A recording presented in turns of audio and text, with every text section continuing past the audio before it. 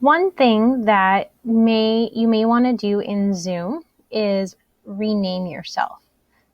Sometimes you need to rename yourself for your teacher so they can see what breakout room you want to go to. They might have you put the number of the breakout room, or they might have you rename yourself for some other reason.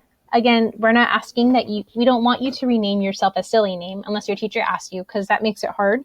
The teacher may not know who you are, but you might need to rename yourself to let them know what group you're in or group you want to join. So to do that, you would come down to your participants window and click participants. And then if you find yourself over on the side, again, it'll only pop up on yours, you would click this rename.